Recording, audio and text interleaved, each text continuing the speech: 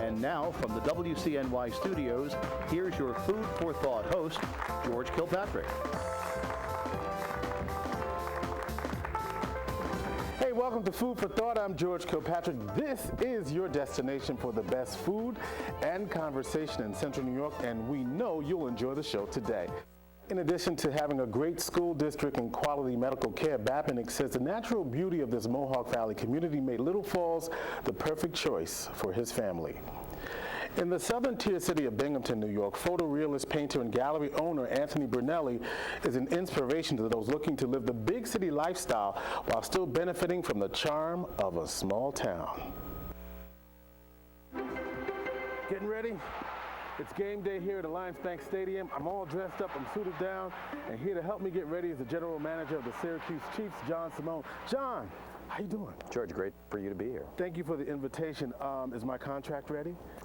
We're still working on it inside. We're going to see what you do on it. See what I do on the field. You see that sign out there? I'm hitting the ball over that 330 sign. What do you think? But you said that comedy is a way to get out of the darkness of what's going on. Right. I mean, do you think that you have to have had some adversity to be able to make people laugh because they can relate to that better? I think that people laugh at any number of things. I think the things that resonate with people the most. I think the things.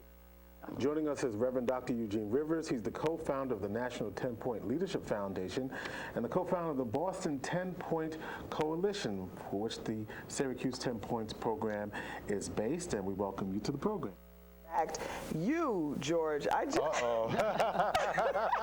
I remember. No, this man is a blessing. This is the reason I'm up here to speak at Dunbar tonight for free. Syracuse Symphony Orchestra's popular pop series resumes this weekend with shows Friday and Saturday night. There'll be a special guest conductor and musician for that show, and that special guest joins us now.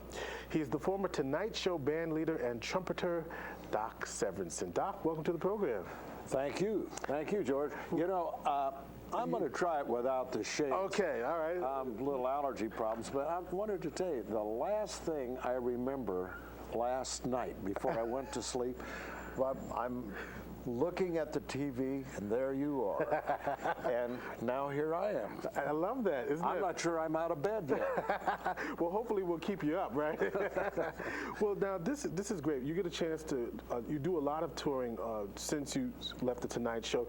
You were on the show for, what, 30 years? How long? I was there for 30 years with Johnny, and I actually started when the Tonight Show was just a local program in New York City. Mm-hmm. And so I had a pretty long run there. And you were in the band at that point, and then you eventually took over the band, and the rest is history. Very nice. Thank Alexis you. Cole, hello. How are you? Welcome to Food for Thought. Thank you. Good to have you here. You grew up in Fort Lauderdale, but you live just about everywhere right now. That's right. You're in town. You're going to be performing at Jazz Central next Friday. But how did you get into this business? Well, Welcome to Central Issues. I'm George Kilpatrick, sitting in for Dan Cummings. Republicans are gearing up for their national convention in New York City in a couple of weeks. Now, Democrats are wondering why they did not get the bounce they anticipated from Boston. Tonight, we'll focus on how useful the political conventions are in affecting the electorate and public policy. Is that how you feel, that you're at the prime of your life right now? Yes, how did you know? This is the best time of my life. That's why the first 80 years are the hardest. You know, you probably best known for Lorelei Lee and Gentlemen Prefer Blonde. Oh, you remember that? Well, I read a little bit. You know, it's interesting because just watching you and just watching your performances, You are a larger-than-life figure. Did you start out thinking that I'm going to make my mark by being funny or just show business? No, I didn't start out. I didn't decide to make my mark.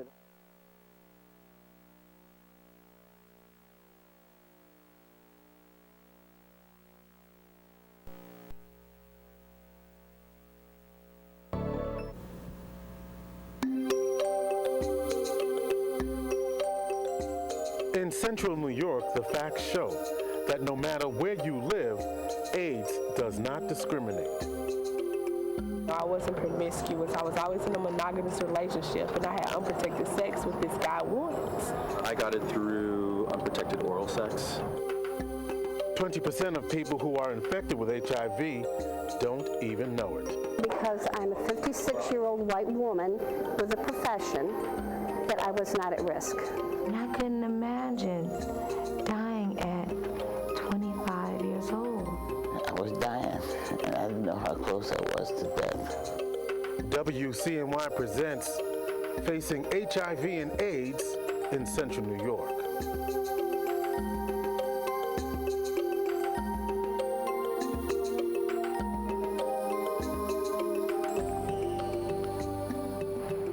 Most of us don't think that HIV and AIDS has anything to do with us.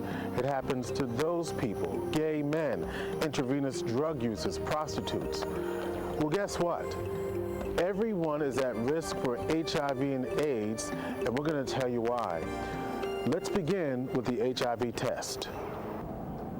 I'm a 46-year-old married man in a monogamous heterosexual relationship. Take a HIV/AIDS test. Okay, if you'll have a seat, I'll call someone.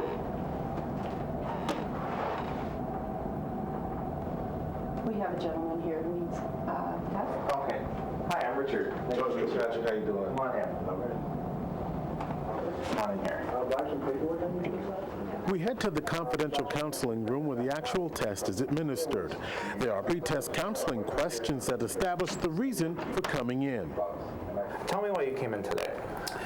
Well, I came in because I'm interested in finding out my status. The interview continues with a series of questions that determine my basic knowledge of HIV and how the virus is transmitted. Semen, blood, breast milk, saliva.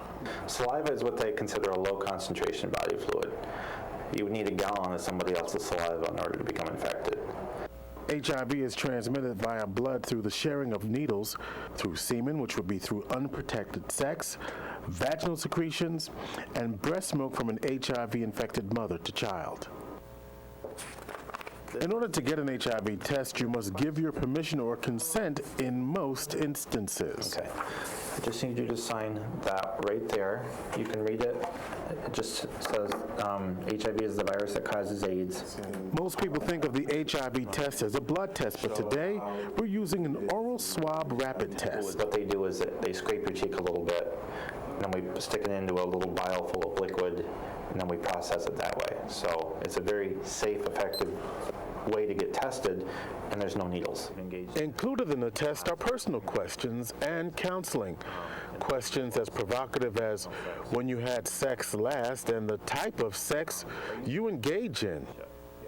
Oftentimes, it's basically that individuals are not real comfortable with discussing sexual activity and drug use, and therefore they don't go out and get tested. But for some, the results are important. I got my test because I had unprotected sex within the last couple of weeks with 2 different people, and I wasn't really sure about one of them, so I'd rather be safe than sorry. The test only takes 20 minutes.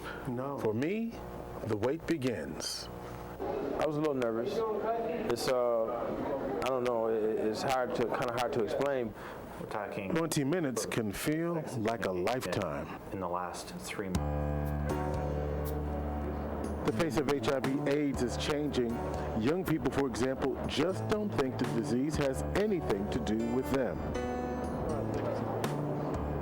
I was shocked. For me, I wasn't in that risk group. I wasn't having crazy sex. I wasn't, doing all those things that those other people are doing, And I was healthy, I was working out every day, I had a great job. There's no reason why I should have contracted it.